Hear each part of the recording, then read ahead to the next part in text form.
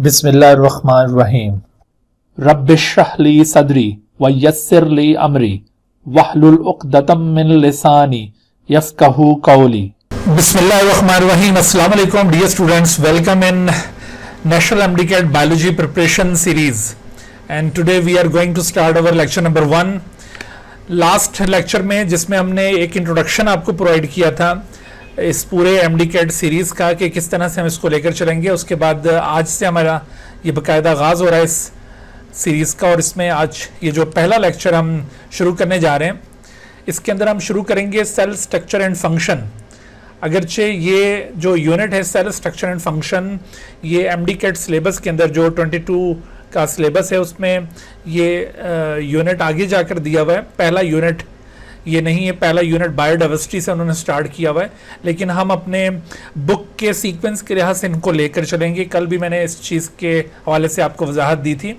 तो आज हम ये सेल स्ट्रक्चर एंड फंक्शन का यूनिट स्टार्ट कर रहे हैं और ऑलमोस्ट 5 लेक्चर इस यूनिट से मुताल्लिक होंगे। तो इन 5 लेक्चर्स में हर लेक्चर के एंड पर भी आपको MCQs पर मुश्तमिल एक असाइनमेंट प्रोवाइड करूंगा, आपने वो ऑनलाइन सॉल्व करनी होगी और उसके जो बेशतर क्वेश्चंस हैं वो हमारे इस लेक्चर के डिस्कशन में ही सॉल्व हो चुके होंगे, और अगर कोई रह गया होगा तो वो फिर कल के लेक्चर में हम उसको साथ साथ डिस्कस कर लेंगे। और उसके बाद फिर ये जब संडे आ जाएगा तो संडे तक हमने जितना भी पोर्शन ये कवर किया होगा, तो संडे को इंशाल्लाह फिर इन तमाम लेक्चर से एक टेस्ट आपसे संडे को लिया जाएगा, और उस संडे वाले टेस्ट के अंदर उतने ही नंबर ऑफ़ क्वेश्चंस होंगे जितने, जैसे मैंने कल आपको बताया था, कल शायद मैं आपको 70 बता गया था, एक्चुअली 68 ही क्वेश्चंस होंगे, क्योंकि अभी क्वेश्चंस का नंबर थोड़ा सा कम कर दिया है। 210 क्वेश्चंस के बजाय PMC ने जो कल अपना एक सिलेबस लॉन्च किया है उसके अंदर अब 200 क्वेश्चंस का उन्होंने टेस्ट लेना है, और उसमें 68 क्वेश्चन ही बायो के होंगे और बाकी फिज़िक्स और केमिस्ट्री के 56 हैं, और फिर इसी तरह से इंग्लिश के 18 हैं, और इसके अलावा 6 क्वेश्चंस आपके ये लॉजिकल रीजनिंग से आएंगे। ठीक है, इस तरह से थोड़ा सा फॉर्मेट उन्होंने चेंज किया। तो बहरहाल आज का ये जो लेक्चर हम स्टार्ट करने जा रहे हैं, इस आज के लेक्चर के जो लर्निंग ऑब्जेक्टिव्स हैं, जिन चीज़ों को अभी हमने इस लेक्चर में कवर करना है by the end of this lecture, उनमें हम यूकैरियोटिक सेल वॉल के बारे में डिस्कस करेंगे। उसका स्ट्रक्चर कैसा होता है, उसकी कंपोजिशन कैसी है, और उसके हवाले से जो रिलेटेड MCQs पॉसिबल हैं वो भी हम यहाँ पर अपने डिस्कशन के अंदर लेकर आएंगे। इसके अलावा हमने आज के इस लेक्चर के अंदर प्लाज्मा मेम्ब्रेन, ये सेल मेम्ब्रेन, इसका भी डिटेल्ड स्ट्रक्चर और कंपोजिशन और इसका फंक्शन, इसको भी कवर करना है। तो ये हमारे लर्निंग ऑब्जेक्टिव्स हैं आज के इस लेक्चर में। अच्छा, उसके बाद फिर आगे हम बढ़ते हैं, इस लेक्चर का बाकायदा आगाज़ करते हैं। आपके सामने इस वक्त प्लांट और एनिमल सेल आपको नज़र आ रहे होंगे, और इन दोनों टाइप के सेल्स को अगर कंपेयर किया जाए तो जो सबसे प्रोमिनेंट डिफरेंस हमें इन दोनों टाइप के सेल्स में नज़र आता है वो दरअसल प्रेजेंस और एब्सेंस ऑफ सेल वॉल का है। प्लांट सेल्स के पास सेल वॉल मौजूद है, एनिमल सेल्स के पास सेल वॉल मौजूद नहीं है। अगर हम इसकी रीजनिंग करें कि क्या वजह है एनिमल सेल्स के पास सेल वॉल क्यों नहीं होती, तो उसका रीज़न हमारे समझ में ये आता है कि चूँकि एनिमल्स मोटाइल लाइफ गुजारते हैं, they have to move from one place to another place, and for the movement they need a flexible body. So अगर इनके पास सेल वॉल मौजूद होती तो ऐसी सूरत में इनके सेल्स हार्ड हो जाते, और सेल्स हार्ड होने की सूरत में फिर इनमें ये जो मूवमेंट की एबिलिटी थी वो नहीं हो पाती। ठीक है, तो यही वजह है कि इनके पास ये सेल वॉल मौजूद नहीं है। ठीक है जी, तो सेल वॉल ये प्लांट सेल का एक प्रोमिनेंट फीचर है, लेकिन क्या आप जानते हैं कि प्लांट्स के अलावा और कौन से ऑर्गेनिजम्स हैं जिनके पास सेल वॉल मौजूद है? तो हमें ये मालूम होना चाहिए कि प्लांट्स के अलावा भी और डिफरेंट ग्रुप ऑफ ऑर्गेनिजम्स हैं that have cell wall. For example plant cell wall which is made of cellulose. इसके अलावा आपको एल्गी के सेल्स के पास भी सेलुलोज की बनी हुई सेल वॉल मिलेगी। वाटर मोल्ड्स और slime moulds, both of them are the types of protists. ये फंजाई लाइक प्रोटिस्ट्स होते हैं, they are fungi like protist. इनके पास भी सेलुलोजिक सेल वॉल है, इनकी भी मेजर कंपोजिशन सेलुलोज है। इसी तरह से फंगल सेल वॉल जो ट्रू फंजाई हैं उनके पास भी सेल वॉल मौजूद है, but that is made up of chitin. और फिर आप देखिए कि प्रोकैरियोट्स में दो मेजर ग्रुप्स हैं प्रोकैरियोट्स के, एक यू बैक्टीरिया और दूसरे आर्कियोबैक्टीरिया, या फिर इन आर्कियोबैक्टीरिया को आजकल आर्किया के नाम से भी जाना जाता है। इनके पास भी सेल वॉल मौजूद है, ठीक है। तो इनकी जो सेल वॉल की कंपोजिशन है वो अगेन थोड़ी सी डिफरेंट है। जैसे यहाँ पर पेप्टिडोग्लाइकन है, आल्सो नोन एज म्यूरिन, इसको म्यूरिन भी कहा जाता है। और इसके अलावा archaeobacterial cell wall which is made up of protein, glycoprotein and polysaccharide. अगर यहाँ पर आप गौर कीजिए, ये सेल वॉल मैंने जो डिफरेंट ग्रुप ऑफ ऑर्गेनिजम्स के अंदर पॉइंट आउट किए, इससे एक तो आपको ये पता चल गया कि कौन कौन से ग्रुप ऑफ ऑर्गेनिजम्स के पास सेल वॉल होती है, और दूसरा आपको इन तमाम ग्रुप ऑफ ऑर्गेनिजम्स के सेल वॉल की मेजर कंपोजिशन का आइडिया हो रहा है। ये बातें आपने याद रखनी है। अगर आप इन मेजर कंपोजिशंस पर गौर करें तो सेलुलोज ये ज्यादातर आपको ऑर्गेनिजम्स की सेल वॉल के अंदर नजर आ रहा है, सेलुलोज। और क्या आप जानते हैं कि ये सेलुलोज किस नेचर का मॉलिक्यूल है? ये कार्बोहाइड्रेट है, प्रोटीन है, लिपिड है, या न्यूक्लिक एसिड है? So this is actually carbohydrate. और कार्बोहाइड्रेट के भी किस ग्रुप से ये ताल्लुक रखता है? This is actually polysaccharide, exactly, ठीक है। ये पॉलीसेक्राइड की किस्म है, सही है। Even chitin is also a polysaccharide, chitin जो है ये भी पॉलीसेक्राइड है। और इवन ये जो पेप्टिडोग्लाइकन आप देख रहे हैं, इस पेप्टिडोग्लाइकन में भी एक मेजर पोर्शन पॉलीसेक्राइड चेन्स का होता है, अगरचे इसके अंदर कुछ बीच में टेट्रापेप्टाइड्स भी मौजूद होती हैं। इस तरह का स्ट्रक्चर होता है पेप्टिडोग्लाइकन का कि पॉलीसेक्राइड चेन्स और बीच बीच में इस तरह से टेट्रापेप्टाइड्स। टेट्रापेप्टाइड का मतलब है कि 4 अमाइनो एसिड्स के पेप्टाइड्स, उनके यूं लिंक्स मौजूद होंगे। तो ये एक किस्म का कंजुगेटेड मॉलिक्यूल है, बट इसके अंदर भी आपको मेजर कंपोनेंट पॉलीसेक्राइड मिलेगा, सही। और इवन आपको फिर ये जो आर्कियोबैक्टीरियल सेल वॉल है, यहाँ पर भी पॉलीसेक्राइड मिल रहा है। लिहाजा इस पॉइंट को मद्देनजर रखते हुए ये क्वेश्चन आपसे पूछा जा सकता है इस तरह से कि most of the organisms that possess cell wall have protein in their cell wall, या polysaccharide in their cell wall, या lipid in their cell wall, या conjugated molecule in their cell wall. मेरे ख्याल में इस डिस्कशन के बाद ये क्वेश्चन बहुत आसान हो जाना चाहिए। बताइए क्या राइट आंसर होगा यहाँ पर? B sir. B is the right answer, well done, B, polysaccharide in their cell wall, ठीक है भाई। अच्छा, उसके बाद हम आगे बढ़ते हैं एक और क्वेश्चन इसी पॉइंट ऑफ व्यू से कि all of the following biomolecules may involve in the composition of cell wall except. अभी आपने ये मुख्तलिफ ऑर्गेनिजम्स की सेल वॉल की कंपोजिशंस देखी, तो उसमें आपने नोटिस किया होगा कि कौन सा कंपोनेंट है which is entirely absent in the cell walls, बाकी चीजें मौजूद थी। Polynucleotides, actually polynucleotides are absent in the cell walls. बाकी आपको पॉलीसेक्राइड्स भी मिलेंगे, आपको पॉलीपेप्टाइड्स भी कुछ सेल वॉल्स में मिलेंगे, वैक्सेस भी मौजूद होते हैं, एंड इवन कंजुगेटेड मॉलिक्यूल्स भी। लेकिन पॉलीन्यूक्लियोटाइड आपको किसी भी ऑर्गेनिज्म की सेल वॉल में नहीं मिलेगा, ठीक है। तो राइट आंसर यहां पर ये बन रहा है। As far as structure of cell wall is concern, हम यहां पर अब मेन फोकस करेंगे प्लांट सेल वॉल के मुतालिक। देखो, प्लांट सेल वॉल का ये डिटेल्ड स्ट्रक्चर आपके सामने यहाँ पर शो किया हुआ है। प्लांट सेल वॉल का स्ट्रक्चर एनालाइज करने के लिए आप ये जो एडजेसेंट सेल्स की सेल वॉल है उसको ज़रा रिव्यू कीजिए। यहाँ से देखिए, हमने इस पोर्शन को ये बड़ा करके दिखाया, ये आपको सेल और ये एडजेसेंट सेल्स, असल में ये पोर्शन ये इस जगह से लिया गया है, ये आपको स्केच इसका दिखाई दे रहा है, ठीक है। सो यहाँ से हमने इसको ये मैग्नीफाई किया, और मैग्निफिकेशन के दौरान हमें ये पता चला ये दो एडजेसेंट सेल्स, उनके दरमियान सेल वॉल। फिर हमने यहाँ से उसका ये पोर्शन मजीद मैग्नीफाई किया है, और अब हमें सेल वॉल का डिटेल्ड स्ट्रक्चर बहुत वजाहत से नज़र आ रहा है। और ये डिटेल्ड स्ट्रक्चर हमें क्या बतला रहा है कि 3 लेयर्स पर सेल वॉल मुश्तमिल है, मिडल लैमेला, प्राइमरी वॉल और सेकेंडरी वॉल।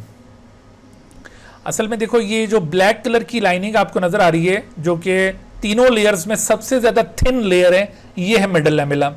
और मिडल लैमेला के दोनों साइड पर दरअसल प्राइमरी वॉल है। यहाँ पर लेबलिंग सिर्फ एक साइड पर की हुई है, दूसरी साइड पर लेबलिंग नहीं की, तो इसका हरगिज ये मतलब नहीं है कि ये इस साइड पर जो लेयर है ये प्राइमरी वॉल नहीं है, this is also primary wall. असल में ये 2 सेल्स की सेल वॉल को यहाँ पे शो किया गया है, 2 सेल्स की सेल वॉल को यहाँ पे शो किया गया है, इसी वजह से आपको ये प्राइमरी सेल वॉल इस जगह पर भी नजर आ रही है और प्राइमरी सेल वॉल आपको इस जगह पर भी नजर आ रही है, क्योंकि ये दो सेल्स की सेल वॉल्स को हमने शो किया हुआ है। तो प्राइमरी सेल वॉल ये मिडल लैमेला के साथ एडजेसेंट मौजूद होती है और फिर उसके बाद सेकेंडरी वॉल मौजूद होगी। अगर आपसे पूछा जाए यहाँ पर इन तीनों लेयर्स में कि थिकेस्ट लेयर कौन सी इन तीनों में से, तो secondary cell wall is the thickest layer, और जो सबसे ज्यादा थिन लेयर है वो मिडल लैमेला है। सही। अच्छा, इन में मजीद डिटेल में हम लेकर जाते हैं इनकी कंपोजिशन को, लेकिन इससे पहले आप ये सवाल जरा मुलाहिजा कीजिए कि अगर आपसे पूछा जाए कि which of the following is the outermost layer of the cell wall of an intact plant cell. Intact plant cell का मतलब क्या होगा, पहले इस बात को समझ लीजिए। What is an intact plant cell? देखो, जैसे आपको यहाँ पर ये टिश्यू की डायग्राम दिखाई जा रही है, इस वक्त सेल्स इस टिश्यू के अंदर एम्बेडेड हैं। ये सेल्स इंटैक्ट हैं, यानी इनको हमने कोई मैनिपुलेट नहीं किया, इनको छेड़छाड़ नहीं की, ये इंटैक्ट सेल्स हैं। और इंटैक्ट सेल्स में जो आउटर मोस्ट लेयर होगी, देखो इस साइड पर साइटोप्लाज्म है, ठीक है, यहां से हम ये बाहर की तरफ निकल रहे हैं, साइटोप्लाज्म से बाहर की तरफ आ रहे हैं, यानी इस तरफ से ऐसे बाहर की तरफ आ रहे हैं। तो ऐसी सूरत में सबसे पहले आपके सामने सेकेंडरी वॉल, फिर ये प्राइमरी वॉल और फिर मिडल लैमेला। तो यूं एक इंटैक्ट सेल के अंदर जो आउटर मोस्ट लेयर होगी वो होगी मिडल लैमेला। ओके, तो राइट आंसर यहाँ पे क्या बन रहा है? प्राइमरी वॉल नहीं, बल्कि ना ही सेकेंडरी वॉल, ना ही सेल मेम्ब्रेन, बल्कि middle lamella is the outermost layer in an intact plant cell. लेकिन अगर ऐसा ही क्वेश्चन आपसे किसी आइसोलेटेड सेल के मुतालिक पूछा गया होता, आइसोलेटेड सेल का मतलब ये होगा कि अगर आप किसी भी प्लांट टिश्यू को फ्रैक्शनेट कर दें, ठीक है, फ्रैक्शनेशन के दौरान एक स्टेप होता है होमोजेनाइजेशन। अगर आप होमोजेनाइज करते हैं और उसके सेल्स को एक दूसरे से अलग-अलग कर लेते हैं bye dissolving the middle lamella, तो ऐसी सूरत में जो उसमें आउटर मोस्ट लेयर बनेगी वो फिर प्राइमरी वॉल बन जाएगी, फिर वो मिडल लैमेला नहीं होगी। ठीक है, तो ये आपने जरा ख्याल रखना है कि आइसोलेटेड सेल में primary wall outer most layer होगी और इंटैक्ट सेल के अंदर middle lamella outer most layer होगी। अच्छा, उसके बाद अब इनकी कंपोजिशन को हम जरा डिटेल से देखते हैं। मिडल लैमेला जो बेसिकली जेली लाइक मटेरियल्स पर मुश्तमिल होती है ये लेयर, और ये जेली लाइक मटेरियल्स बेसिकली ये कैल्शियम पैक्टेट और मैग्नीशियम पैक्टेट इन्हें कहा जाता है, या इनके लिए पैक्टिक एसिड टर्म भी यूज़ की जाती है। और इसके साथ साथ एक और पॉलीसेक्राइड है जो इनसे रेलिवेंट है, पैक्टिन। सो ये चीज़ें यहाँ पर मौजूद हैं। Actually all of these are heteropolysaccharides, ये सब हेट्रोपॉलीसेक्राइड्स हैं। हेट्रोपॉलीसेक्राइड्स ऐसे पॉलीसेक्राइड्स को कहा जाता है जो डिफरेंट रिपीटिंग यूनिट से कंपोज्ड होते हैं। सो ये कैल्शियम और मैग्नीशियम पैक्टेट भी हेट्रोपॉलीसेक्राइड्स हैं एंड द पैक्टिन्स आर आल्सो हेट्रोपॉलीसेक्राइड, और ये सब हाइड्रोफिलिक इन नेचर हैं। सेल वॉल के ऑलमोस्ट सभी कंपोनेंट्स हाइड्रोफिलिक होते हैं, ये बात जहन में रखिएगा, बाजू का इसके ऊपर क्वेश्चन पूछा जाता है एमडी कैट में। तो ये हाइड्रोफिलिक मटेरियल्स हैं और इनको डिसॉल्व किया जा सकता है। They can be easily dissolve by means of an enzyme known as pectinase. एक एंजाइम पैक्टिनेज, ये अक्सर हम सेल फ्रैक्शनेशन प्रोसेस में यूज़ करते हैं प्लांट सेल्स को आइसोलेट करने के लिए। सो पैक्टिनेज एंजाइम के जरिए इनको डिसॉल्व किया जा सकता है। इस तरह से ये प्लांट टिश्यू में से सेल्स आइसोलेट हो जाते हैं। उसके बाद आप देखिए दूसरी जो लेयर आपको बताई थी प्राइमरी वॉल। अच्छा, मिडल लैमेला के हवाले से एक और पॉइंट भी आप माइंड में रख लें क्योंकि इसके ऊपर भी क्वेश्चन बनता होता है। मिडल लैमेला आप याद रखें कि जो सेल वॉल, जो लेयर सबसे पहले स्टैब्लिश होगी during the formation of cell wall, वो मिडल लैमेला होगी। मिसाल के तौर पर जैसे एक प्लांट सेल जब डिवाइड करता है, this is a plant cell which undergoes cell division, तो जब ये सेल डिवीजन हो रही होगी और कैरियोकाइनेसिस कंप्लीट हो जाएगी, यानी पेरेंट न्यूक्लियस डिवाइड होकर टू डॉटर न्यूक्लिया बना लेगा, तो उसके बाद फिर इसका साइटोप्लाज्म डिवाइड होने लगता है। और eight the time of division of cytoplasm, यहाँ पर ये Golgi vesicles at the central region of the cytoplasm ये इकट्ठे होना शुरू हो जाते हैं, एग्रीगेट करते हैं, and by the aggregation of these Golgi vesicle a structure is form known as phragmoplast. आपने यकीनन ये चीज़ें पढ़ी होंगी, इसे कहते हैं फ्रेगमोप्लास्ट। अब ये जो फ्रेगमोप्लास्ट यहाँ पे बना है, गोल्जी वेसिकल्स की मदद से इन फ्रेगमोप्लास्ट के अंदर या ये गोल्जी वेसिकल्स के अंदर सेल वॉल फॉर्मिंग मटेरियल्स मौजूद हैं, सेल वॉल फॉर्मिंग मटेरियल्स। तो इनकी मदद से यहाँ पर अब सेल वॉल स्टैब्लिश होगी। तो वो जो cell wall forming material in Golgi vesicles में मौजूद होते हैं वो एक्चुअली इस मिडल लैमेला को बनाने के लिए रिस्पॉन्सिबल होते हैं। So initially which layer of the cell wall has been deposited at the time of cytokinesis, तो साइटोकाइनेसिस के दौरान सबसे पहली जो लेयर डिपॉजिट होगी वो ये मिडल लैमेला होगी।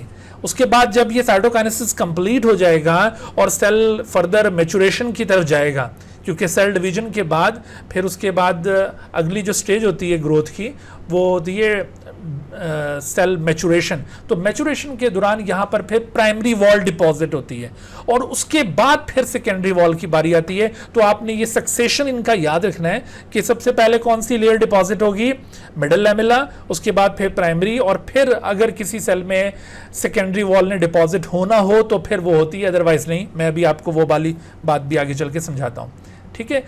अच्छा, तो ये हो गया मिडल लैमेला। उसके बाद अब प्राइमरी वॉल में आ जाए तो primary wall it is very much thin as compare to the secondary wall, यहाँ पर हम बात कर रहे हैं। लेकिन ये याद रखो कि मिडल लैमेला से ये जो प्राइमरी वॉल है ये बहरहाल थिक होती है। अच्छा, primary wall it is very much flexible. How it is flexible? Actually it has the matrix of the hemicellulose.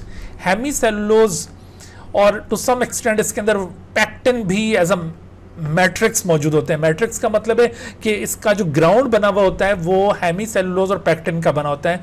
Both of them are actually heteropolysaccharides. ये जो हेमीसेलुलोज है इसको तो मैंने भी पैक्टिन तो मैंने अभी आपको बताया था, हेमीसेलुलोज भी आप याद रखिए, दिस इज ऑल्सो हेट्रोपॉलीसेक्राइड। हेट्रोपॉलीसेक्राइड मतलब कि ये भी डिफरेंट रिपीटिंग यूनिट से मिलकर बना हुआ मॉलिक्यूल है। हेमीसेलुलोज के अंदर ग्लूकोज नहीं होता, ठीक है, इसके अंदर अदर मोनोसेक्राइड यूनिट्स मौजूद होते हैं। मिसाल के तौर पर इसके अंदर मौजूद है जाइलोज, इसके अंदर मौजूद है, इसके अंदर एराबिनोज मौजूद है, ठीक है। इसी तरह से इसके अंदर गिलेक्टोज मौजूद है, गिलेक्टोज। सो ये इस तरह के ये कुछ पेंटोजेज हैं और ये कुछ हेक्सोजेज हैं। गिलेक्टोज एक हेक्सोज मॉलिक्यूल है, ये भी हम बायोमॉलिक्यूल्स पढ़ेंगे उसमें इन चीज़ों का जिक्र आएगा, ठीक है। तो ये इस तरह के मॉलिक्यूल से मिलकर एक heteropolysaccharide known as hemicellulose that forms the matrix of the primary cell wall. और हेमीसेलुलोज एक चूंकि फ्लेक्सिबल मॉलिक्यूल है, इसी वजह से ये थोड़ी सी फ्लेक्सिबल नेचर की वॉल होती है, ये बहुत ज़्यादा रिजिड नहीं होगी बिकॉज ऑफ हेमीसेलुलोज। तकरीबन कोई 50% के करीब हेमीसेलुलोज ये प्राइमरी वॉल के अंदर मौजूद होगा और बाकी फिर इसके अंदर सेलुलोज माइक्रोफिब्रिल्स यहाँ पर प्रेजेंट होंगे। सेलुलोज माइक्रोफिब्रिल्स का मतलब होता है the bundles of the cellulose chains. देखो जैसे यहाँ पर आपको दिखाया ये सिंगल सेलुलोज मॉलिक्यूल है which is made of beta glucoses. हम अभी बायोमॉलिक्यूल्स में सेलुलोज का डिटेल्ड स्ट्रक्चर पढ़ेंगे। तो ये बीटा ग्लूकोजेस होते हैं जो लिंक होकर एक अनब्रांच चेन बनाते हैं, that is called cellulose molecule. और इस सेलुलोज मॉलिक्यूल के अंदर थाउजेंड्स ऑफ बीटा ग्लूकोजेस होंगे। इस तरह के तकरीबन कोई 60 से 70 सेलुलोज चेन्स कंबाइन होकर एक सेलुलोज माइक्रोफिब्रिल बनाती हैं जो कि 10 नैनोमीटर थिक स्ट्रक्चर है, ओके।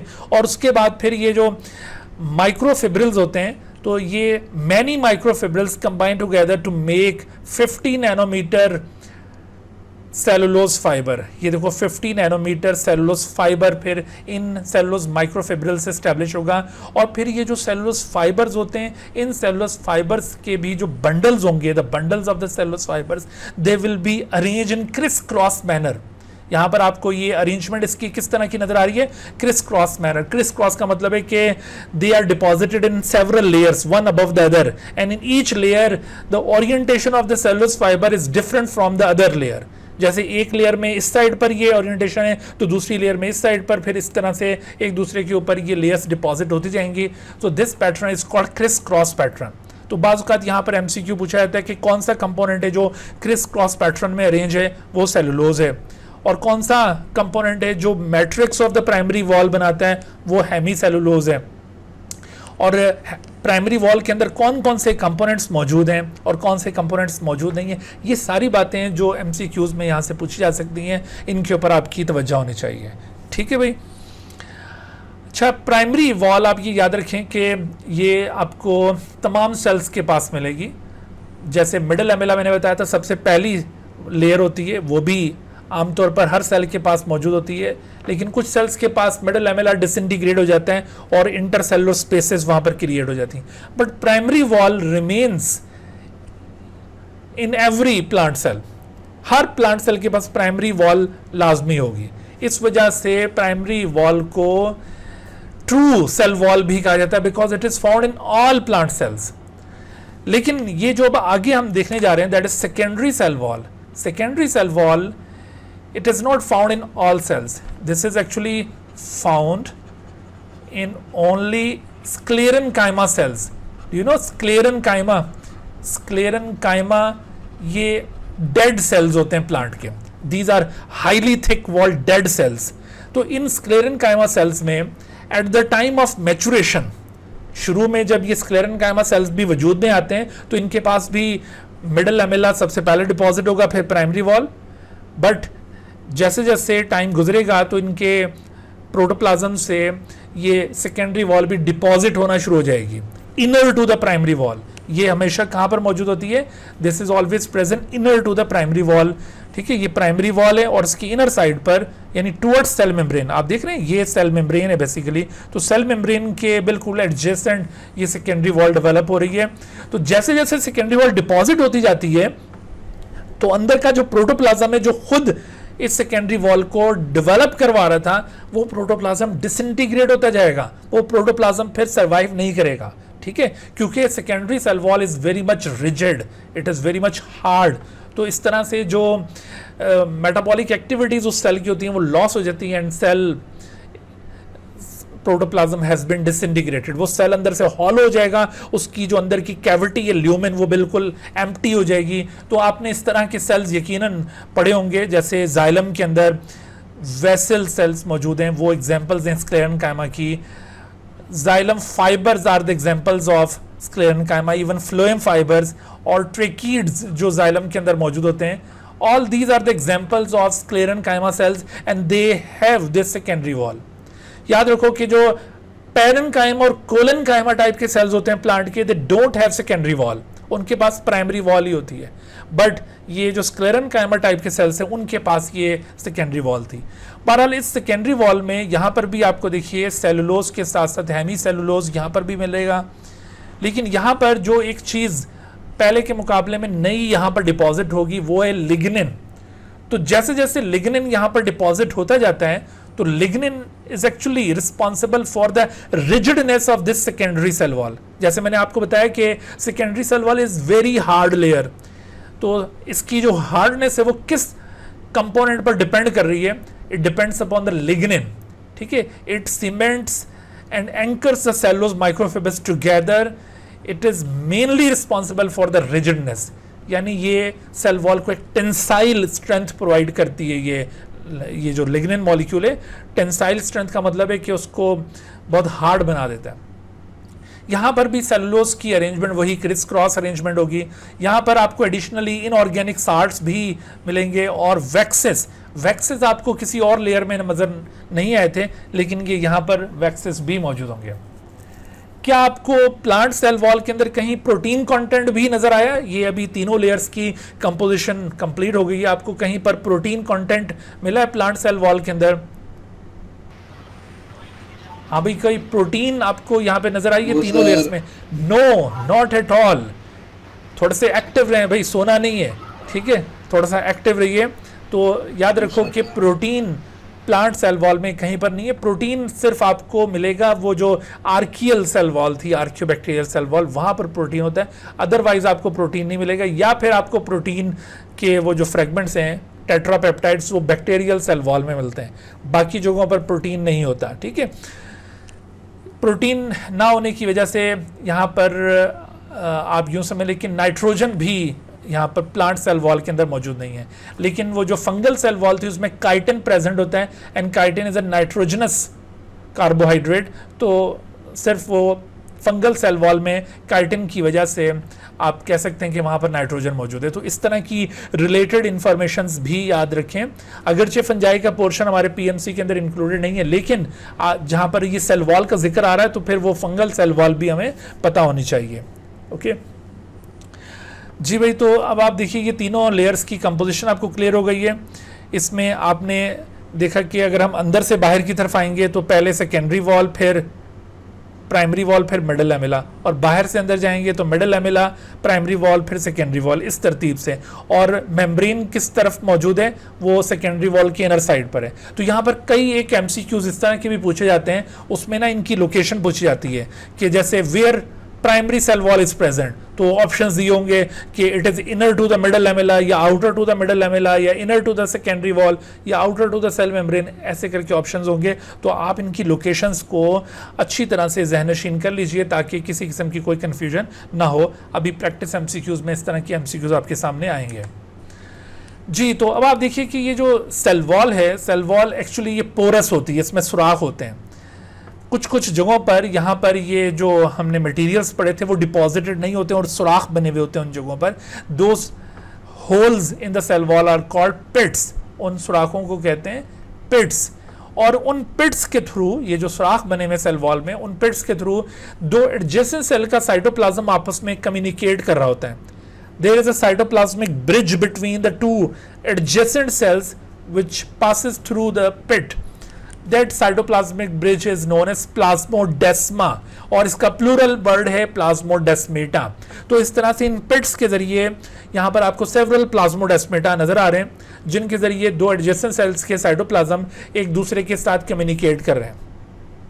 तो इन पिट्स की मौजूदगी की वजह से और प्लाज्मोडेस्मेटा की प्रेजेंस की वजह से आप सेल वॉल के मुतालिक क्या अज्यूम करते हैं कि क्या ये cell wall permeable in nature है, या सेमी परमिएबल इन नेचर है, या फिर इम्परमिएबल इन नेचर है? आपको इसके बारे में क्या अंदाजा हो रहा है?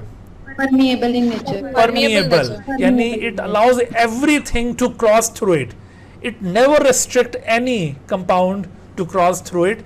ये हर चीज को अलाउ करता है कि गुजर जाओ, सही है। असल जो बैरियर होगा वो सेल मेम्ब्रेन है। तो ये because of the presence of pits and plasmodesmata, this cell wall is fully permeable in nature. ये हर एक चीज को फ्रीली अलाउ कर रही है। क्लियर होगी बात भाई? तो इस तरह से ये सेल वॉल का पोर्शन हमारा ऑलमोस्ट कंप्लीट हुआ। आखिर में जरा फंक्शन को भी एक दफा रिव्यू कर लें। फंक्शन ऑफ सेल वॉल क्या है? तो एक तो डेफिनेट शेप प्रोवाइड करना, ये इसका बुनियादी रोल है। डेफिनेट शेप ये प्रोवाइड करता है to the cell, definite shape. इसके साथ साथ ये प्रोटेक्शन, सेल वॉल के जरिए प्रोटेक्शन हासिल हो रही है, मैकेनिकल सपोर्ट हासिल हो रही है, मैकेनिकल सपोर्ट, ठीक है। तो these are important functions which are provided by the cell wall. क्या ये सेल वॉल कोई वाइटल फंक्शन परफॉर्म करती हुई नजर आई है आपको? Vital function means the function which is related to the life. आपने अभी तक ये सेल वॉल में कोई ऐसी प्रॉपर्टी देखी कि which is related to the life of the cell? No sir. Not at all, बिल्कुल। तो ये इसी वजह से cell wall is non living material. Cell wall जो है इसको आमतौर पर क्या अज्यूम किया जाता है? This is assumed as non living material. ये नॉन लिविंग मटीरियल है, और नॉन लिविंग मटीरियल के लिए एर्गास्टिक सब्सटेंस टर्म भी यूज की जाती है। सो बेसिकली ये एक एर्गास्टिक सब्सटेंस है, नॉन लिविंग मटेरियल है। ओके, बाकी का जो पोर्शन होता है प्लांट सेल का, एक्सेप्ट द सेल वॉल, वो सारे का सारा लिविंग मैटर है। बाकी कुछ जो है ऑल रिमेनिंग, उसे कहेंगे protoplast. All remaining of plant cell is called protoplast, उसे प्रोटोप्लास्ट कहा जाएगा। यानी अगर आपसे ये कहा जाए कि if the cell wall of the plant cell has been removed, then what is left? तो प्रोटोप्लास्ट is left, ठीक है। बाकी क्या बच जाएगा उसमें? प्रोटोप्लास्ट। और अगर किसी प्लांट सेल की सेल वॉल रिमूव कर दी जाए, यानी वो प्रोटोप्लास्ट बन जाए, तो क्या वो प्रोटोप्लास्ट सर्वाइव करेगा विदाउट इट सेल वॉल? तो answer is yes. Plant cell can survive without it cell wall. फर्क क्या पड़ेगा भाई? फर्क ये पड़ेगा कि ना तो उसका मेटाबॉलिज्म अफेक्ट होगा, ना कोई और वाइटल फंक्शन अफेक्ट होगा, बस उसको डेफिनेट शेप नहीं मिलेगी, उससे महरूम हो जाएगा, या उसको प्रोटेक्शन अब नहीं हासिल रहेगी, या मैकेनिकल सपोर्ट नहीं मिलेगी उसको, बस ये वाले फंक्शन लॉस होंगे। अदरवाइज उसकी वाइटल एक्टिविटीज या metabolic activities remain intact without cell wall. So ये वाले कॉन्सेप्ट भी आप याद रखिएगा जी बेटा। तो सेल वॉल के बाद आप देखिए सेल मेम्ब्रेन। सेल मेम्ब्रेन और उसके जरिए जो फंक्शन परफॉर्म होगा दैट इज कॉल्ड ट्रांसपोर्ट, उसको अब हम डिस्कस करेंगे। Cell membrane basically it is defined as the boundary of the protoplasm, ठीक है, बाउंड्री ऑफ प्रोटोप्लाज्म। जैसे मैंने अभी आपको बताया कि सेल वॉल के अलावा बाकी जो पोर्शन होता है उसे प्रोटोप्लास्ट कहा जाता है, और बाकी एनिमल सेल के केस में उसके लिए प्रोटोप्लाज्म टर्म ज्यादा फ्रीक्वेंटली यूज की जाती है। तो बहरहाल प्रोटोप्लास्ट या प्रोटोप्लाज्म कोई ऐसा फर्क नहीं है, एक ही चीज है, इसका मतलब होता है लिविंग मैटर। और उस प्रोटोप्लाज्म की बाउंड्री क्या चीज है? The boundary of the protoplasm is the cell membrane, या इसको प्लाज्मा मेम्ब्रेन भी कहा जाता है। प्रोटोप्लाज्म में इनफैक्ट 3 कंपोनेंट्स इंक्लूड होते हैं, उसमें ये न्यूक्लियस इंक्लूड होता है, साइटोप्लाज्म उसमें इंक्लूड होता है, और इसके साथ साथ ये जो प्लाज्मा मेम्ब्रेन या सेल मेम्ब्रेन है, this is the part of the protoplasm, plasma membrane. Okay, so this is the boundary of the cell. Plasma membrane या cell membrane, sometime it is also known as plasma lemma, इसको plasma lemma भी कहते हैं, plasma lemma. And in some specific cells, for example in case of skeletal muscle cell, this is also known as sarcolemma, वहां पर इसके लिए sarcolemma term भी use की जाती है। जैसे आपसे अगर पूछा जाए कि sarcolemma term is use for which of the following component of the cell, तो उसमें आपको ये याद होना चाहिए sarcolemma term is use for the cell membrane और प्लाज्मा मेम्ब्रेन। और अगर आपसे ये कहा जाए कि भाई which component of the cell is found in all type of cells, जितने भी दुनिया में सेल्स पाए जाते हैं सबके पास जो कंपोनेंट यूनिवर्सली प्रेजेंट है वो कौन सा है? तो वो भी ये प्लाज्मा मेम्ब्रेन है, सेल मेम्ब्रेन, जो तमाम किस्म के सेल्स के पास, चाहे वो यूकैरियोटिक सेल्स हों या प्रोकैरियोटिक सेल्स हों, सबके पास आपको ये कंपोनेंट मिलेगा। जहां तक प्लाज्मा मेम्ब्रेन की कंपोजिशन का ताल्लुक है, तो इसमें आप बता सकते हैं 2 मेजर कंपोनेंट्स मौजूद होते हैं। 60 to 80% इसके अंदर प्रोटीन्स मौजूद हैं, 60 to 80% आर द प्रोटीन, और जबकि 20 to 40% यहाँ पर लिपिड्स मौजूद होंगे, ठीक है। जबकि बहुत ही स्मॉल क्वांटिटी यहाँ पे कार्बोहाइड्रेट की भी मौजूद होती है, लेकिन कार्बोहाइड्रेट्स जितने भी हैं वो या तो प्रोटीन्स के साथ कंजुगेटेड फॉर्म में होंगे या फिर वो लिपिड के साथ कंजुगेटेड फॉर्म में मौजूद होंगे। तो ये दरअसल कंपोजिशन है सेल मेम्ब्रेन की। लिपिड में जो सबसे मेजर काइंड के लिपिड्स आपको मिलेंगे वो है फॉस्फोलिपिड्स। फॉस्फोलिपिड्स ये लिपिड पोर्शन में मेजर कंट्रीब्यूट करते हैं, जबकि इसके अलावा टू सम एक्सटेंट कोलेस्ट्रॉल भी मौजूद होता है। लेकिन कोलेस्ट्रॉल आप ये याद रखिए कि it is absent in prokaryotic cell membrane and in many plant cells they don't have cholesterol, ठीक है। इन प्रोकैरियोटिक या बैक्टीरियल मेम्ब्रेन कोलेस्ट्रॉल एब्सेंट है, और इसके अलावा and in some plant cell, ठीक है, प्लांट सेल्स के पास भी कोलेस्ट्रॉल एब्सेंट होगा। But animal cells must have cholesterol in their membrane, और sometime ये कोलेस्ट्रॉल एनिमल सेल में फॉस्फोलिपिड के साथ तकरीबन 50-50 मौजूद होता है, यानी फॉस्फोलिपिड मॉलिक्यूल्स के साथ कोलेस्ट्रॉल के मॉलिक्यूल्स भी बहुत ज़्यादा तादाद में मौजूद होते हैं इन सम एनिमल सेल जी। इसके अलावा देखो इसमें प्रोटीन्स जो पाई जाती हैं वो मुख्तलिफ तरह की प्रोटीन्स हैं, उनमें कुछ ट्रांसपोर्टर टाइप की प्रोटीन्स हैं, कुछ एंजाइम्स हैं, इसके अलावा कुछ अभी आप देखेंगे रिसेप्टर और एंटीजेंस टाइप की प्रोटीन्स भी हैं। लेकिन ये जो रिसेप्टर और एंटीजेंस हैं ये दरअसल कंजुगेटेड नेचर के मॉलिक्यूल्स होते हैं, they are actually not pure proteins, they are either in the form of glycolipids और they are in the form of the glycoproteins. तो ये इसकी कंपोजिशन है सेल मेम्ब्रेन की।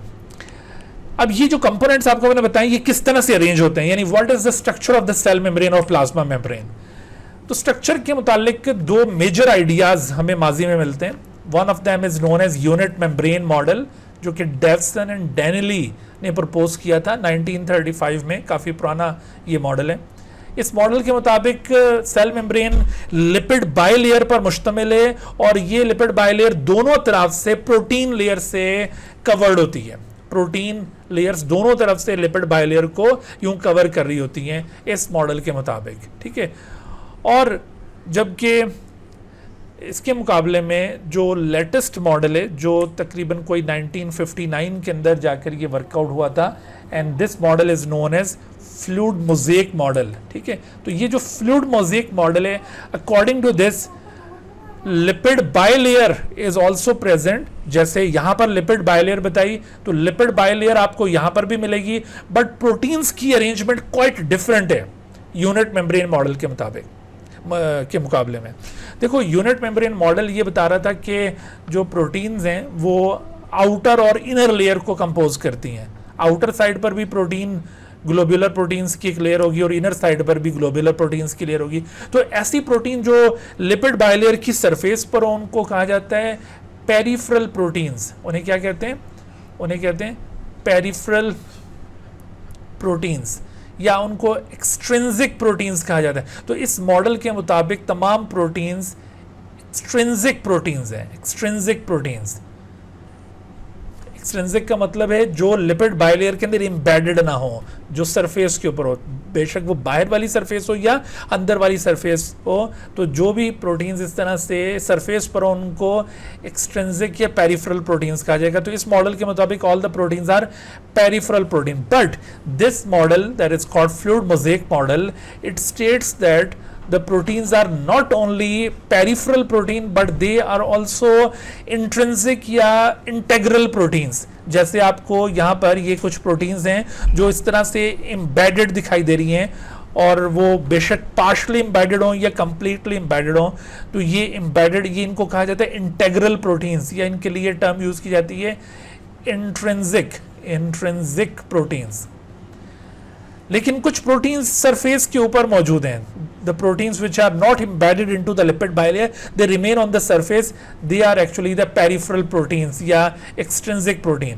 जैसे इस मॉडल में मैंने आपको कहा कि सारी प्रोटीन्स एक्सट्रिंसिक हैं, लेकिन यहाँ पर कुछ एक्सट्रिंसिक प्रोटीन्स होंगी, ये एक्सट्रिंसिक है, और बाकी आपको इंट्रिंसिक प्रोटीन्स काफ़ी सारी दिखाई देंगी। तो ये आपको प्रोटीन्स की अरेंजमेंट में वाज़ी तौर पर डिफरेंस नज़र आ रहा है। अलबत्ता जो लिपिड की अरेंजमेंट है वो दोनों में एक जैसी है। जैसे यहाँ पर भी आपको लिपिड बाइलेयर दिखाई दे रही है, और इस लिपिड बाइलेयर में फॉस्फोलिपिड मॉलिक्यूल्स के जो टेल रीजन्स हैं, tail portions which are hydrophobic in nature, they face each other. और जबकि इनके हेड्स जो कि हाइड्रोफिलिक इन नेचर होते हैं और पोलर इन नेचर होते हैं, they are present on opposite side. अक्सर एमसीक्यूज एमडीकैट में इन लिपिड मॉलिक्यूल्स की अरेंजमेंट के हवाले से पूछे गए होते हैं, तो आपने ये बात याद रखनी है। बाज़ औक़ात यूँ पूछा जाता है कि अगर कोई चीज़ बाहर से अंदर की तरफ मूव कर रही है या अंदर से बाहर की तरफ मूव कर रही है, तो बताएं जो लिपिड बाइलेयर के मुख्तलिफ रीजन्स को ये चीज़ फेस करेगी, वो किस तरतीब से वो रीजन्स होंगे। तो सबसे पहले आपको ये हाइड्रोफिलिक रीजन नज़र आ रहा है, फिर हाइड्रोफोबिक रीजन, फिर हाइड्रोफोबिक रीजन, फिर हाइड्रोफिलिक, और इसी तरह से अगर ये अंदर से कोई चीज़ बाहर निकल रही है तो वो भी इसी तरतीब से निकल रही है, ठीक है। तो बिल्कुल इसी तरह से यहाँ पर आपको lipid bilayer fluid mosaic model के अंदर भी उसी तरह से दिखाई दे रही है। लेकिन फ़र्क ये है कि fluid mosaic model also explain the presence of cholesterol, but unit membrane model does not explain the presence of cholesterol in the lipid bilayer। ठीक है, इस मॉडल में कोलेस्ट्रॉल की प्रेजेंस का कोई जिक्र नहीं आता, लेकिन fluid mosaic model explains that the lipid bilayer consists of phospholipid as well as the cholesterol molecules। okay, दरअसल फ्लूइड मोज़ेक नाम इस मॉडल को इस वजह से दिया गया है कि इस मॉडल के मुताबिक ये जो लिपिड बाइलेयर है, it act as a fluid matrix, fluid matrix के तौर पर एक्ट करती है।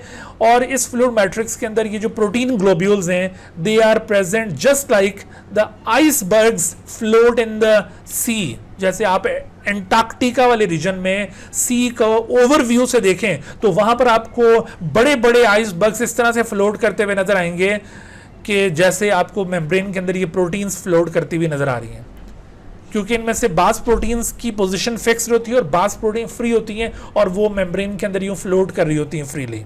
तो इस वजह से ये कहा जा रहा है कि ये फ्लूइड मोज़ेक मॉडल है। मोज़ेक का मतलब ये होता है कि यहाँ पर जो प्रोटीन की अरेंजमेंट है वो कोई डेफिनेट अरेंजमेंट नहीं है, वो मोज़ेक अरेंजमेंट है, यानी बिल्कुल यूं ऐसे हैपैज़र्ड अरेंजमेंट है। ठीक है भाई, तो इस अरेंजमेंट को मोज़ेक अरेंजमेंट कहा जाता है।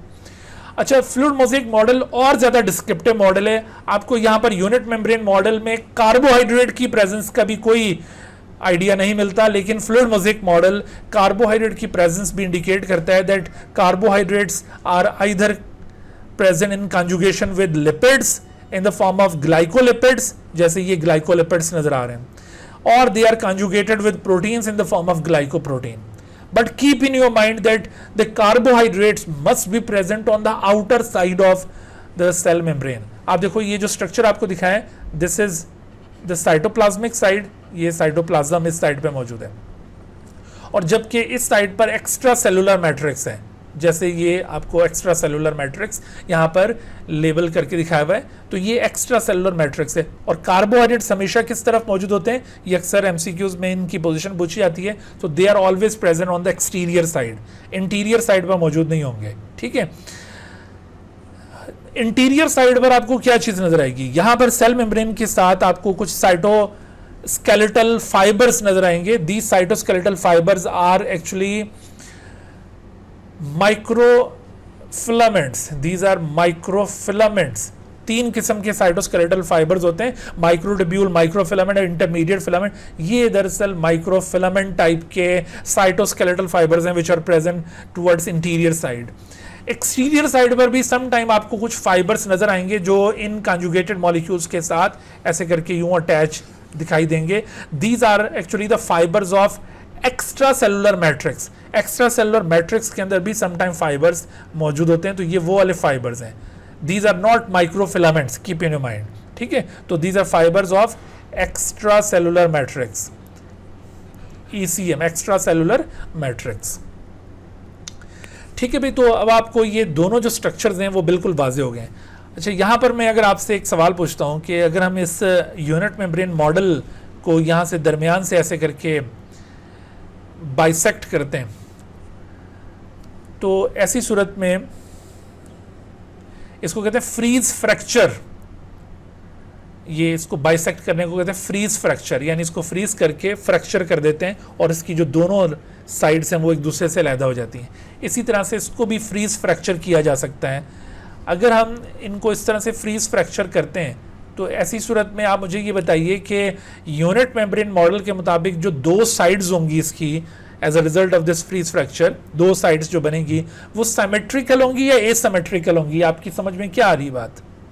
सिमेट्रिकल होंगी, क्योंकि दोनों साइड बिल्कुल एक जैसी हैं। बट हाँ जी, इस केस में एसिमेट्रिकल होंगी दोनों साइड, क्योंकि एक साइड पर आपको कुछ पैरामीटर्स दिखाएं और दूसरी साइड पर कुछ पैरामीटर्स दिखाएं, तो इस वजह से ये दोनों साइड्स इस फ्रीज फ्रैक्चर के रिजल्ट में आपको डिफरेंट मिलेंगी। ओके जी, तो अब आगे हम बढ़ते हैं। ये जैसे आपको प्लाज्मा मेम्ब्रेन में जो एक्स्ट्रा सेलुलर मैट्रिक्स के फाइबर्स आपको बताए थे वो ये नज़र आ रहे हैं और ये साइटोस्केलेटल फाइबर्स हैं। तो यूँ अगर आपको कोई डायग्राम दिखाई जाए तो इजीली आप उसमें आइडेंटिफाई कर सकते हैं कि कौन सा कंपोनेंट कौन सा है। तो ये कंपोनेंट्स के नेम्स आपने ज़रूर याद रखने हैं। अच्छा, यहाँ पर देखिए ये प्लाज्मा मेम्ब्रेन के अंदर जो लिपिड्स पाए जाते हैं, अगरचे हम ये लिपिड्स को बायोमॉलिक्यूल्स में डिटेल से पढ़ेंगे, लेकिन for the sake of understanding of the protein, ये मेम्ब्रेन स्ट्रक्चर, आपको लिपिड्स का आइडिया होना चाहिए। फॉस्फोलिपिड में आपको दो पोर्शन दिखाई देंगे, ये फॉस्फोलिपिड हेड है और ये फॉस्फोलिपिड टेल्स हैं। The phospholipid tails are composed of fatty acid chains. ये फैटी एसिड मॉलिक्यूल्स हैं जो टेल वाले रीजन में मौजूद हैं, and these fatty acid portions are actually hydrophobic. ये टर्म यहाँ पर गलत लिखी हुई है, दिस इज हाइड्रोफोबिक। ठीक है, ये हाइड्रोफोबिक हैं।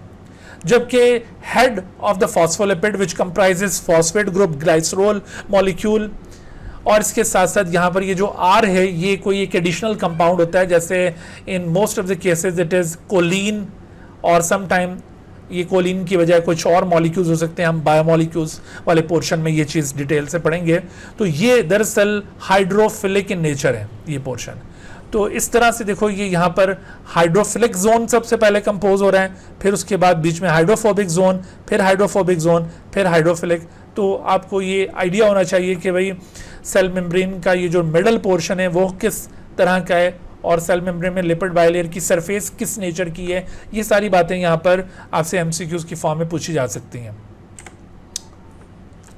As far as cholesterol molecule is concern, तो कोलेस्ट्रॉल का भी एक हिस्सा हाइड्रोफिलिक होता है, जो ये आपको ये पोलर ग्रुप नजर आ रहा है ये हाइड्रोफिलिक की नेचर है, और जबकि बाकी पोर्शन हाइड्रोफोबिक है। तो इसका हाइड्रोफोबिक रीजन दरअसल लिपिड बाइलेयर के अंदर एम्बेडेड होगा, जबकि ये पोलर ग्रुप इसका फॉस्फोलिपिड के पोलर रीजन के दरमियान में मिलेगा।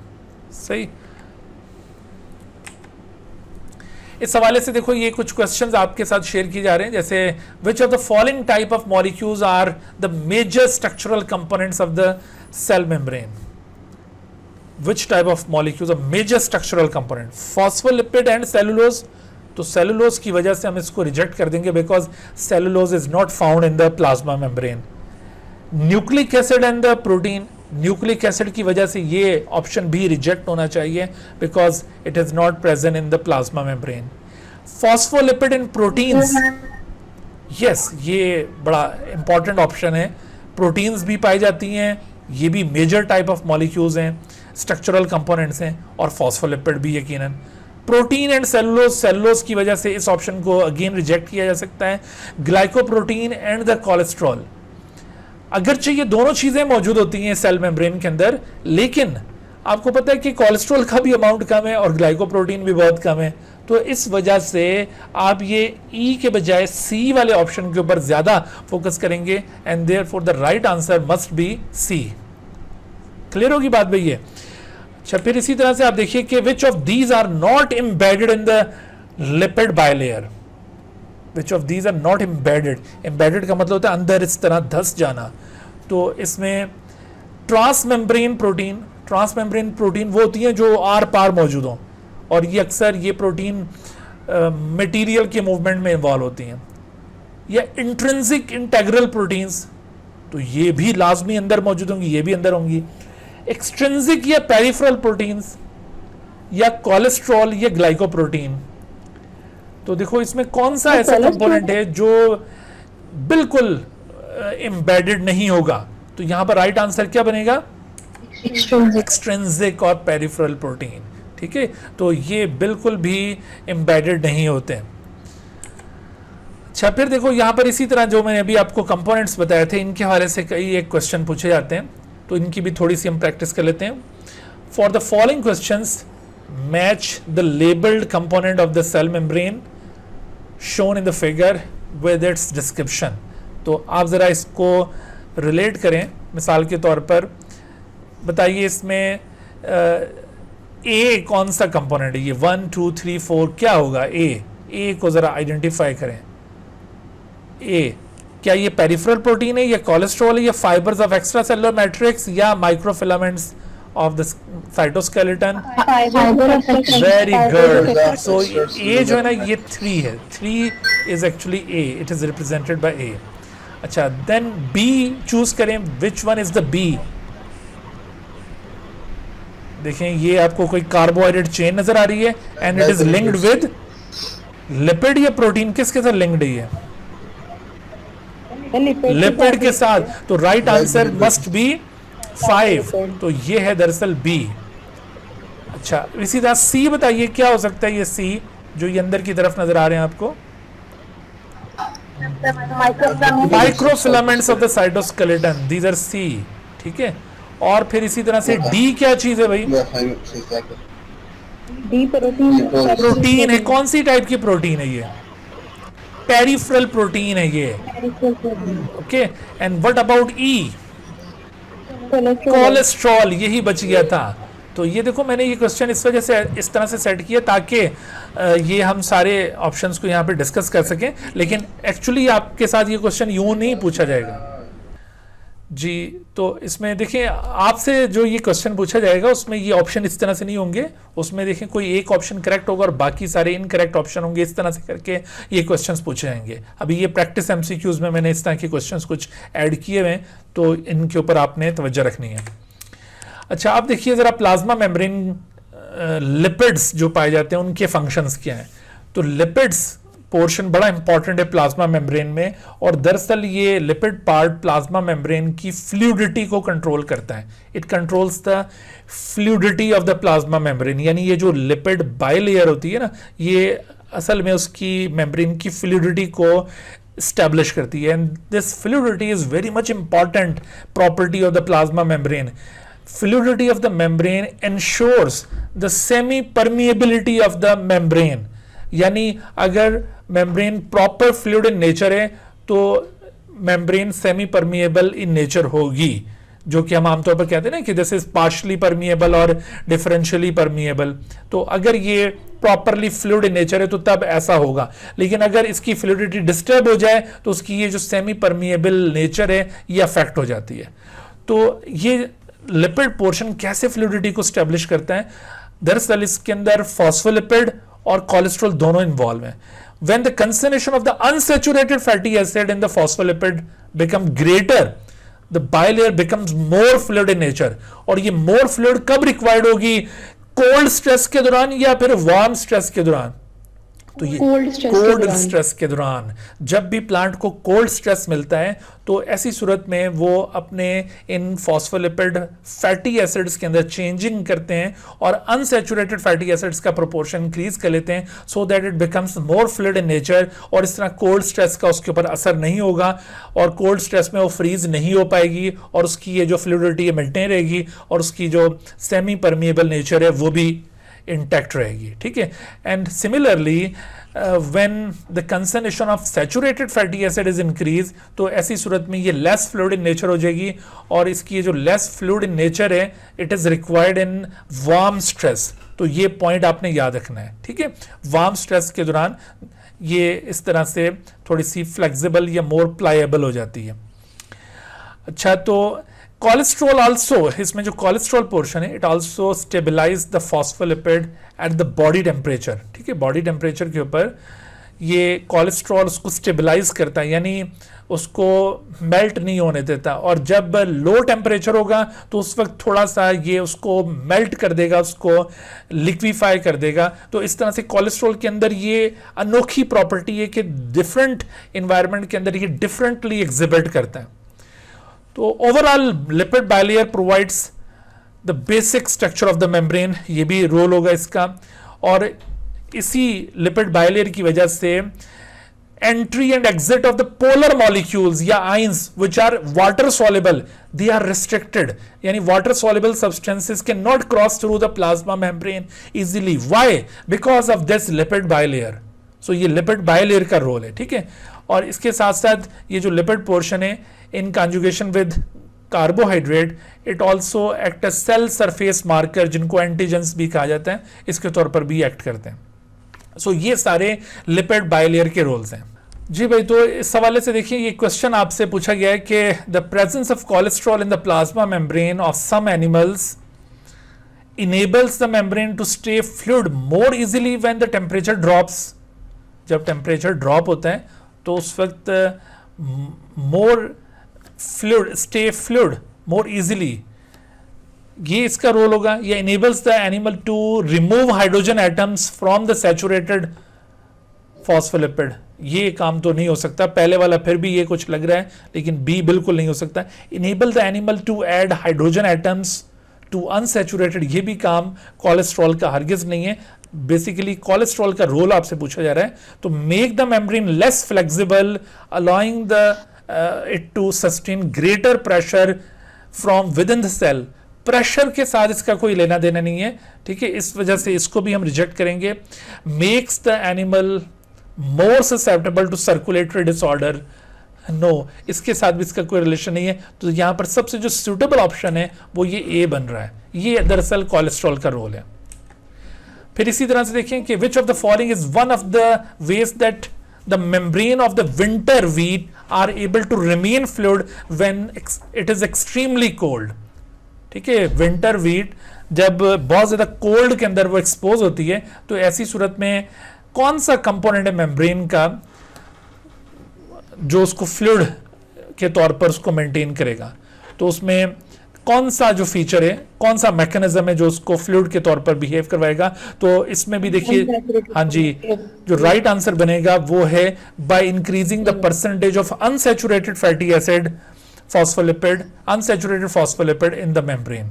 तो इसकी वजह से वो मोर फ्लूइड हो जाएगा as compare to the other options. Okay, बाकी ऑप्शन इससे रिलेट नहीं कर रहे।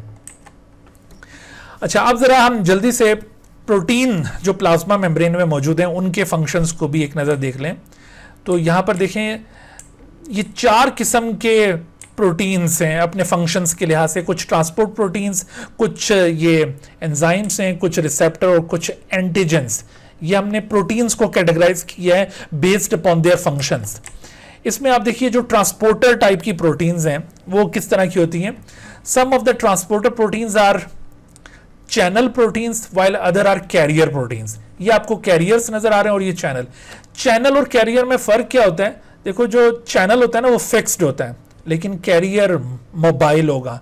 वो एक तरफ से मॉलिक्यूल को अटैच करेगा और दूसरी तरफ उसको रिलीज करेगा, तो उसको कैरी करेगा। लेकिन चैनल इस तरह से एक टनल प्रोवाइड करता है, एक रास्ता प्रोवाइड करता है, पैसेज प्रोवाइड करता है कि वहां से मॉलिक्यूल गुजर जाए। तो ये बुनियादी फर्क होता है चैनल और कैरियर के अंदर। मजीद डिफरेंसेस आप देख सकते हैं, जैसे चैनल प्रोटीन्स ये अमूमन आयंस को ट्रांसपोर्ट करती हैं, जबकि कैरियर ये मॉलिक्यूल्स को ट्रांसपोर्ट करती है, मॉलिक्यूल्स को। ठीक है, इसके अलावा पोजीशन मैंने जैसे बताया चैनल की फिक्स्ड होती है, लेकिन ये जो कैरियर्स हैं उनके अंदर कन्फॉर्मेशनल चेंज आता है, वो फ्लिप करते हैं 180 डिग्री के एंगल के ऊपर। Solute molecules diffuse through the pores, अक्सर जो सोल्यूट हैं, but solute molecules are bound to one side and release from the other side. यानी ऐसा नहीं है कि वो बीच में गुजर जाएं, बल्कि कैरियर के साथ वो अटैच करेंगे और दूसरी तरफ फिर रिलीज होंगे। They have high transport rate, लेकिन कैरियर का जो ट्रांसपोर्ट रेट है वो थोड़ा सा लो होगा। ठीक है, फिर इस तरह do not bind with the solute molecules it transport. Solute molecules के साथ इनका कोई इंटरेक्शन नहीं होता, उनको बस अलाउ कर देते हैं। लेकिन यहाँ पर जैसे मैंने आपको बताया ना कि यहाँ पर अटैचमेंट होगी, they consist of alternative solute bound conformation. Solute को अटैच करवाएंगे और उसके बाद फिर दूसरी तरफ रिलीज करेंगे। ये जो चैनल्स होते हैं ये अक्सर लिपोप्रोटीन इन नेचर होते हैं, जबकि ये ग्लाइकोप्रोटीन इन नेचर है। They are synthesize on rough endoplasmic reticulum, और जबकि ये फ्री राइबोसोम्स के ऊपर इनकी सिंथेसिस होती है। अच्छा, on transport water soluble substances mostly channels के जरिए मूव करते हैं, और जबकि कैरियर्स के जरिए वाटर सॉल्युबल भी मूव करते हैं और जो वाटर इनसॉल्युबल मॉलिक्यूल्स हैं वो भी मूव करते हैं। सो इस तरह से ये काफ़ी सारे पॉइंट हैं जो चैनल और कैरियर्स को एक दूसरे से डिफरेंशिएट करवा रहे हैं। तो ये चीज़ें आपके माइंड में होनी चाहिए। सही। अच्छा, उसके बाद आगे हम बढ़ते हैं।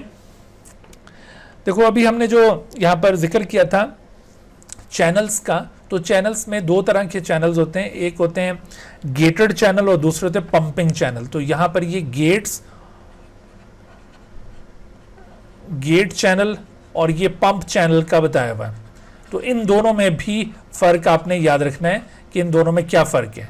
देखिए, डेफिनेशन आप देख रहे हैं इन दोनों की, कि जो एक गेट चैनल है, आयन चैनल इसको कहा जाता है। It is an integral protein that transport ions along the concatenation gradient, high to low. ठीक है, जबकि ये against the concatenation gradient movement करवाएगा, low to high. ये पैसिव मूवमेंट करवाता है, ये एक्टिव मूवमेंट करवाता है। इसको कोई एनर्जी नहीं चाहिए, ये एनर्जी डिपेंडेंट है। सही।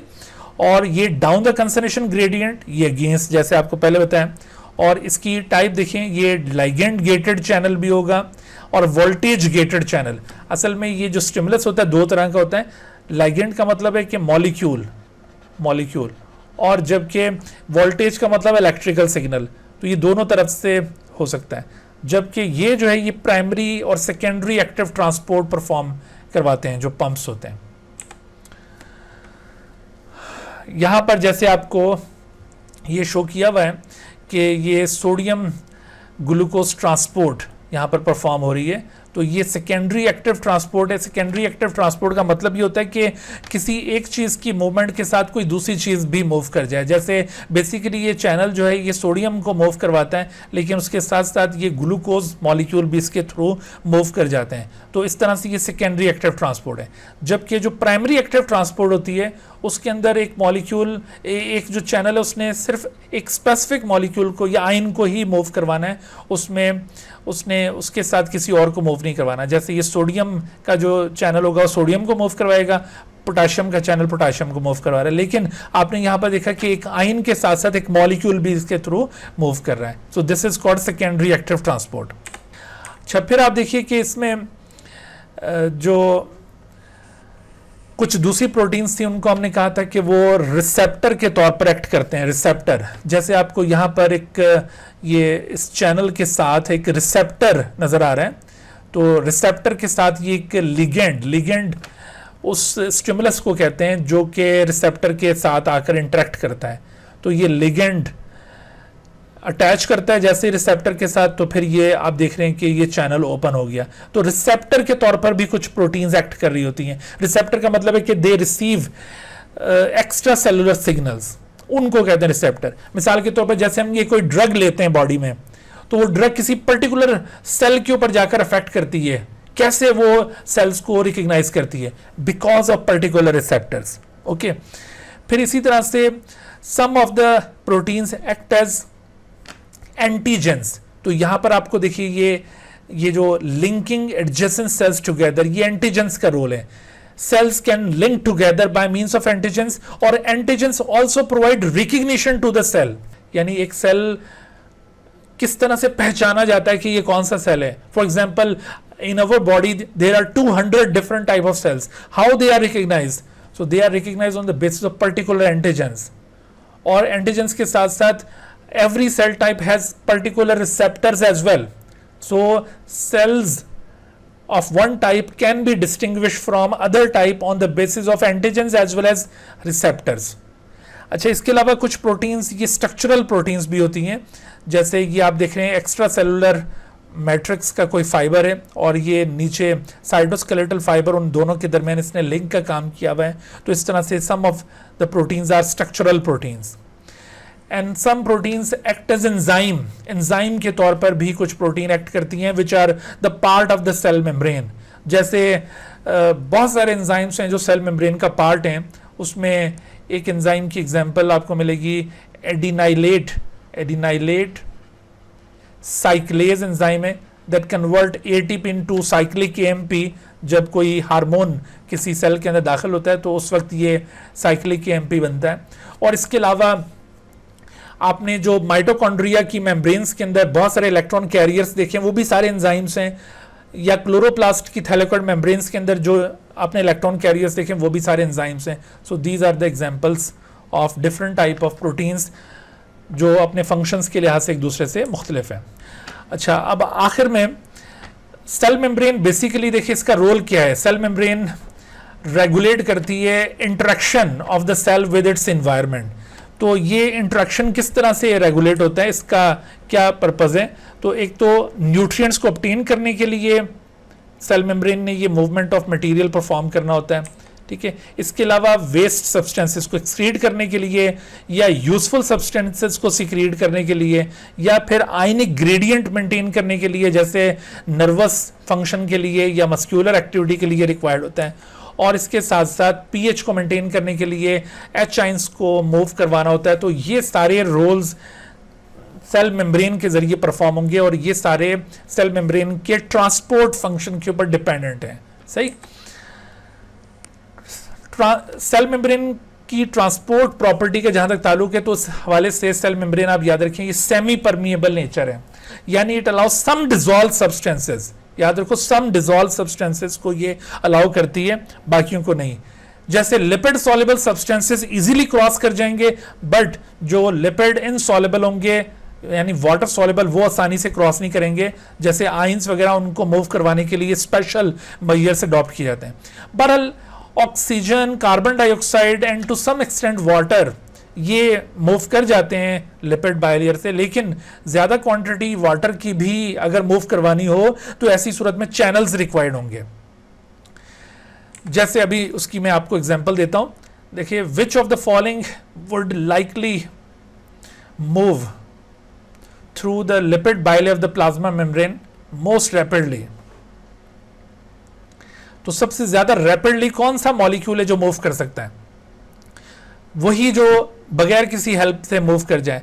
देखो, अमाइनो एसिड के लिए भी आपको प्रोटीन्स चाहिए होंगी, ग्लूकोज के लिए भी, पोटाशियम के लिए भी, स्टार्च के लिए भी, बट CO2 के लिए किसी प्रोटीन की हेल्प नहीं चाहिए। तो इस वजह से the right answer must be the ए। फिर इसी तरह से देखिए, what kind of molecules pass through a plasma membrane most easily. तो इसमें जैसे मैंने बताया कि जो हाइड्रोफोबिक नेचर के मॉलिक्यूल्स होते हैं और स्मॉल मॉलिक्यूल्स ये आसानी से गुजर सकते हैं, बड़े मॉलिक्यूल्स बेशक वो हाइड्रोफोबिक हों वो नहीं गुजरेंगे। ठीक है, तो यहां पर ये स्मॉल और हाइड्रोफोबिक मॉलिक्यूल्स ये ज्यादा इजीली गुजर सकते हैं। अच्छा, ये आखिर में आपने कुछ ट्रांसपोर्ट प्रोसेसेस भी याद रखने हैं, डिफ्यूजन, फैसिलिटेटेड डिफ्यूजन, ऑस्मोसिस, जो कि सेल मेम्ब्रेन यूज करती है for the movement of material. तो इनका क्लियर कॉन्सेप्ट आपके माइंड में होना चाहिए। सम टाइम क्वेश्चन इनके ऊपर भी बेस्ड होते हैं। अगर चाहिए FSC की बुक्स में ज्यादा डिटेल से ये चीजें गिवन नहीं है, कुछ बुक्स के अंदर गिवन है, कुछ में नहीं है, लेकिन आपको ये सारे जो कॉन्सेप्ट्स हैं बिल्कुल क्लियर पता होने चाहिए। मिसाल के तौर पर डिफ्यूजन, फैसिलिटेटेड डिफ्यूजन और ऑस्मोसिस, ये तीनों पैसिव टाइप की ट्रांसपोर्ट्स हैं, क्योंकि इसमें कोई एनर्जी खर्च नहीं हो रही। These are passive in nature. लेकिन उसके बाद ये एक्टिव और ये जो बल्क ट्रांसपोर्ट हैं, they are energy dependent, therefore they are called active transport. इनमें एनर्जी रिक्वायर्ड होगी। जैसे यहाँ पर आपको ये दिखाया जा रहा है, वाटर सॉल्युबल मॉलिक्यूल्स ये यहाँ पे गुजरते हुए नजर आ रहे हैं। ठीक है, लेकिन जो फैट सॉल्युबल मॉलिक्यूल्स हैं वो ये लिपिड बायलेयर से गुजर रहे हैं, लेकिन वाटर सॉल्युबल के लिए आपको प्रोटीन की हेल्प यहाँ पे चाहिए। तो ये है दरअसल फैसिलिटेटेड डिफ्यूजन, लेकिन जो फैट सॉल्युबल मॉलिक्यूल्स मूव कर रहे हैं ये सिंपल डिफ्यूजन है। ये फर्क था इन दोनों में। फिर आप देखिए कि ऑस्मोसिस, ये जो वाटर मॉलिक्यूल्स हैं ये कुछ तादाद में तो लिपिड बायलेयर से पास कर जाते हैं, but in bulk quantity for the movement of water some specific channels are required. So ये कहलाते हैं एक्वापोरेंस। ये वाटर को मूव करवाने के लिए रिस्पॉन्सिबल होते हैं, इनके जरिए वाटर की मूवमेंट हो रही है। ठीक है, यानी वाटर की मूवमेंट को बेसिकली जो कहा जाता है ऑस्मोसिस, लेकिन ये ऑस्मोसिस फैसिलिटेटेड डिफ्यूजन है या एक सिंपल डिफ्यूजन है, किसके साथ ये रिलेट कर रहा है? तो it is basically related to the facilitated diffusion, क्योंकि ये प्रोटीन की हेल्प के जरिए हो रहा है। अगरचे टू सम एक्सटेंट डिफ्यूजन के जरिए मुमकिन है, लेकिन मेनली ये थ्रू प्रोटीन होगा। अच्छा, इसके अलावा ये बल्क ट्रांसपोर्ट, आप देखिए बल्क ट्रांसपोर्ट, उसमें ये एंडोसाइटोसिस जो इनवर्ड मूवमेंट होगी, अगर सॉलिड्स की हो तो फैगोसाइटोसिस, लिक्विड की हो तो पिनोसाइटोसिस, लेकिन आउटवर्ड जब भी ये मूवमेंट हो तो ये लिक्विड फॉर्म में ही होती है। जैसे आपको ये यहाँ पर ये एक्सोसाइटोसिस होता हुआ नजर आ रहा है, ऊपर एक्सोसाइटोसिस, और जबकि ये एंडोसाइटोसिस होता हुआ नजर आ रहा है। तो एंडोसाइटोसिस में फर्दर वो दो टाइप्स होंगी, फैगोसाइटोसिस और पिनोसाइटोसिस, बट एक्सोसाइटोसिस में ये बाइफर्केशन नहीं है। So this is the end of today's lecture. ठीक है बच्चों, तो इसके साथ हमारा ये आज का लेक्चर अपने इख्तिताम को पहुंचता है।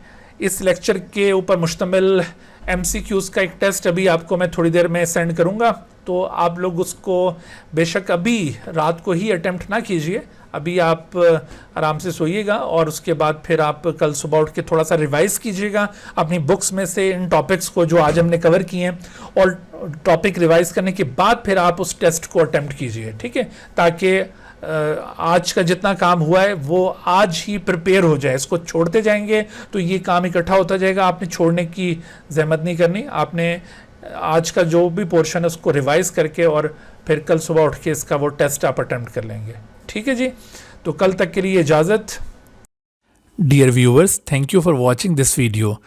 If you have not subscribed this channel, kindly subscribe it and also press the bell icon below so that you could be notified about any new video lecture from Biology Guardian. And also do not hesitate to ask any question regarding this lecture. My contacts are shown on the screen. Thank you once again.